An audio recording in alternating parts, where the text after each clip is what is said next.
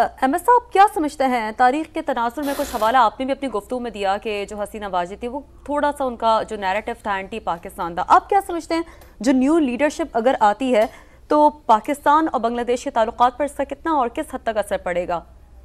دیکھیں حالیہ دنوں کے اندر پاکستان اور بنگلہ دیش کی جو بائیلیٹرل لیول کے اوپر جو ریلیشن شپ تھی وہ خاصی سرموری کا شکار تھی، اسپیشلی جب مسلم لیگ اور جو وہاں پہ جماعت اسلامی کے جو لوگ تھے،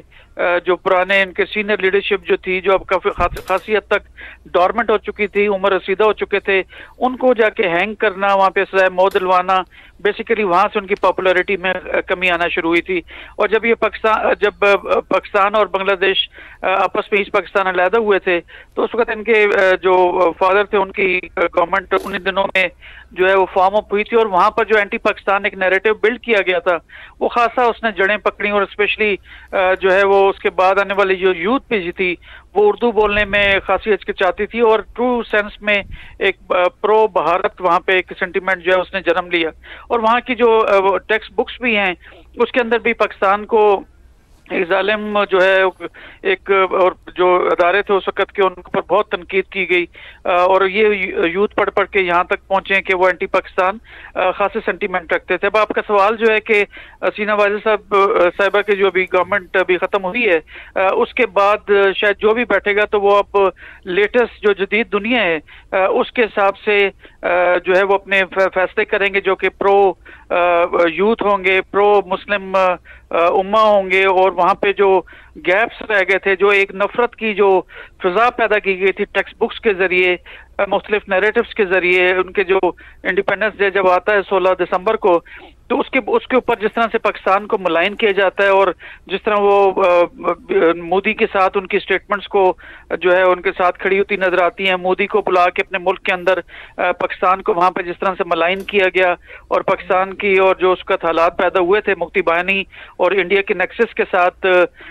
دسمبر 1971 میں، اس کو جس طرح سے ایک ملائن طریقے سے پاکستان کو بدنام کرنے کی کوشش کی، تو یہ ہونا تھا کیونکہ وہاں پہ جو مسلم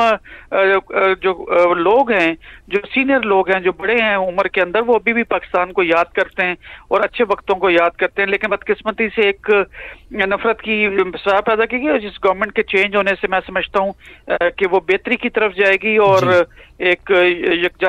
یگانگت کی، ایک یونٹی کی، ایک بھائی چارے کی جو ہونی چاہیے۔ آپ یہ کہہ رہے ہیں کہ یہاں پر جو تبدیلی آئی ہے بنگلہ دیش میں، اس سے حالات اب کچھ بہتری کی طرف جائیں گے۔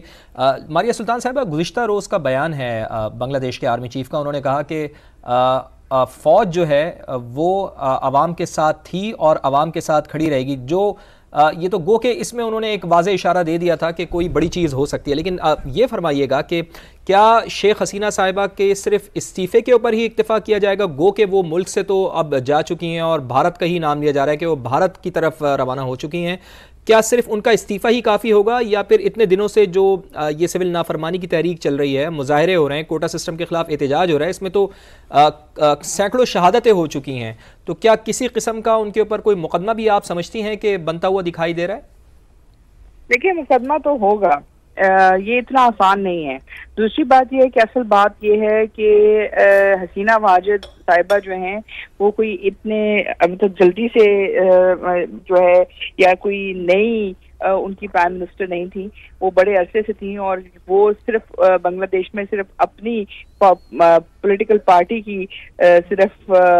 جو ہے پالیسی نہیں اختیار کی ہوئی تھی، ان کا ایک بہت بڑا جو ایک طرح سے آپ کہہ سکتے ہیں سپورٹ بینک تھی، ان کی بہت بڑی جو اثر و رسوخ تھا وہ ہندوستان کے ساتھ جو ہے ان کا کنیکشن تھا، ان کا تعلق امریکہ کے ساتھ بھی تھا، اور کیونکہ یہ جو خطے کے اندر جو ایک ریجنل انفلوئنس ہے، اس انفلوئنس کے اندر وہ حصے دار تھی، اور اس حصے داری کی وجہ سے انہوں نے اپنی عوام کے اوپر بہت زیادہ مظالم جو ہے نا جو ہے کیے،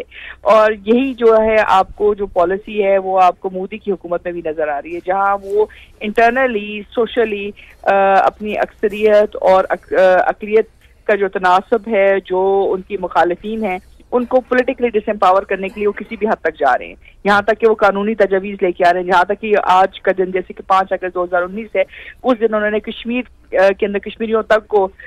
جو ہے एक तरह से कानूनी तौर के ऊपर जो भी पैट्रनेजेस, जो भी सपोर्ट थी, उन सबको खत्म किया। यही जो तर्ज हुकूमत है वो हसीना वाजिद साहिबा की थी। तो ये एक जो है एक बहुत बड़ी रेजिस्टेंस आई है जो अवाम की तरफ से आई है, जिसमें जो उनके मजालिम थे बांग्लादेशी मिलिट्री के खिलाफ, वो भी निकले हैं। अगर आप देखें पूरे खित्ते के अंदर तो सबसे जो एक तरह से आप कह सकते हैं डिसएम्पावर्ड मिलिट्री, या जो सबसे जो मुश्किल ज्यादा मिलिट्री के सिविल मिलिट्री ताल्लुकात में रहे हैं वो बांग्लादेश में रहे हैं, जहां उन्होंने मिलिट्री को मुख्तलिफ टाइम पे मुख्तलिफ औकात में हर तरीके से कमजोर करने की कोशिश की है। लेकिन जो चीज आज नजर आई है वो ये है कि